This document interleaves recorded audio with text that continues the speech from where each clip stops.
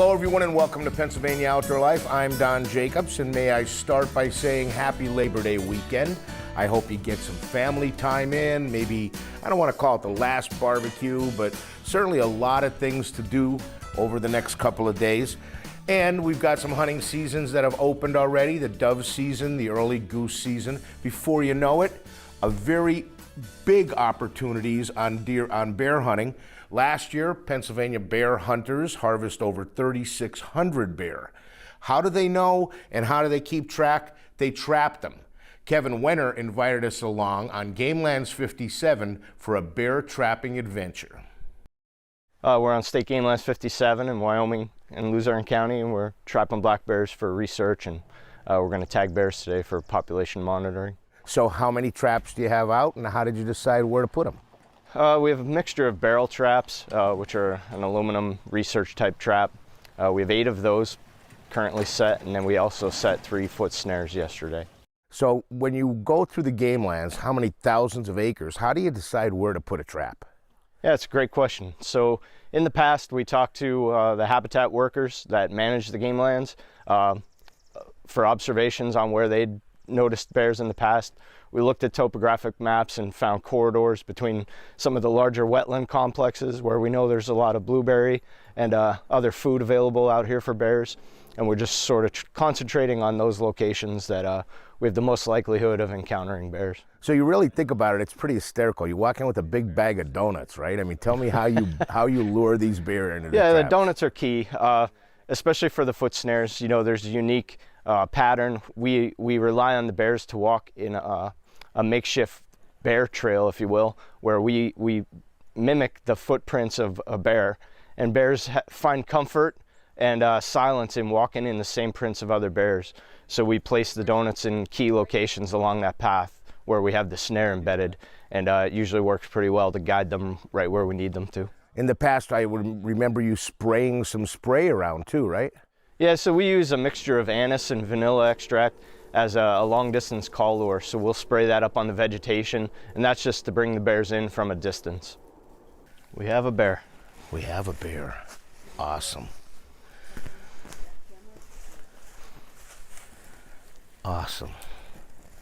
First night of trapping bear on Gamelands 57, and the first barrel trap that we come to, the gate's down and we have a bear. So you come upon one of the traps that you set, and voila, you caught a bear. What happens?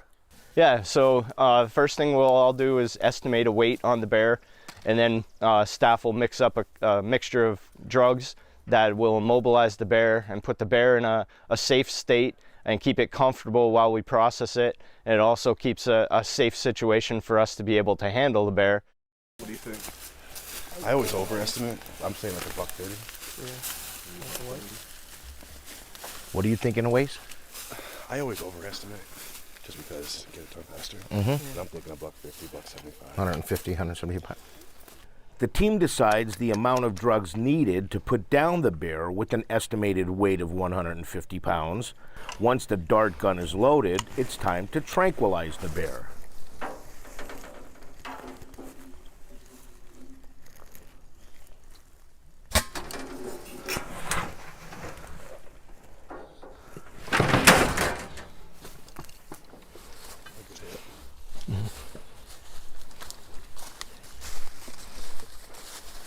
So you put it in a good spot? Yeah, we got to go. How long before you think it's ready to be processed? Hopefully within 10 minutes. 10 minutes. They'll be completely out and we can work them up. Cool. How do you know that it's out? So the head is down at this end, and basically what we're going to do is we're going to go to that end, hold the flashlight on it so we can watch and observe any reaction from the ears. So we'll bang on the trap, make some loud noise, and just confirm that there's no reaction from the sense of hearing, and then we know it's pretty comfortable to go ahead and pull the bear out.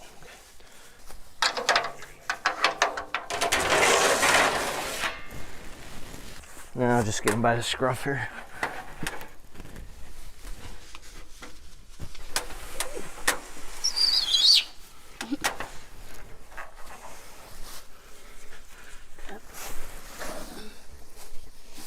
What you want to hold the head and we're just gonna drag him over there. Dirt right there.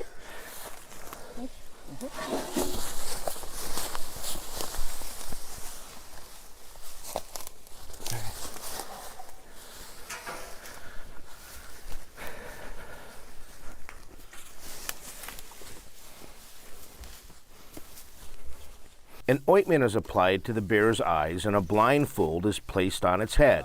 And then it's time to start tagging. Can you tell by just looking at the skin if there's mange?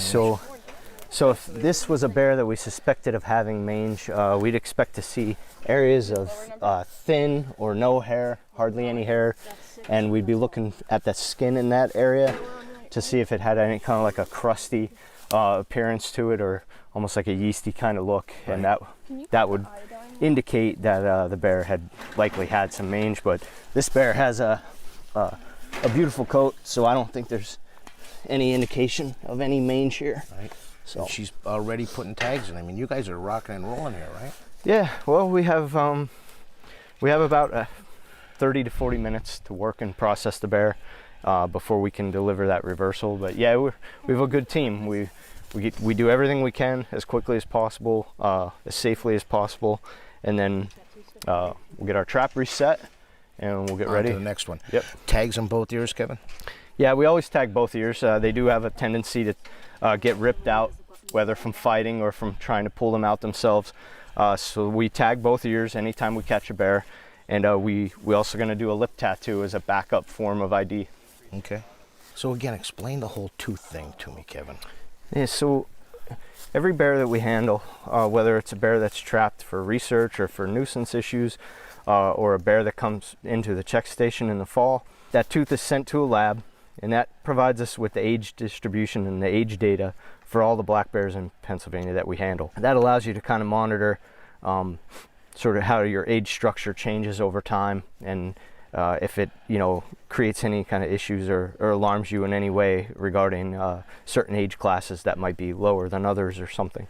But generally speaking, it's a wealth of information. It's always exciting, whether it's for a hunter who harvests a bear that's been tagged before, Right. or even for staff to capture a bear that we've tagged previously, to look up that history and learn how many times that bear maybe was handled by us over the years, Or how far it or how old it traveled, is. or whatever, right?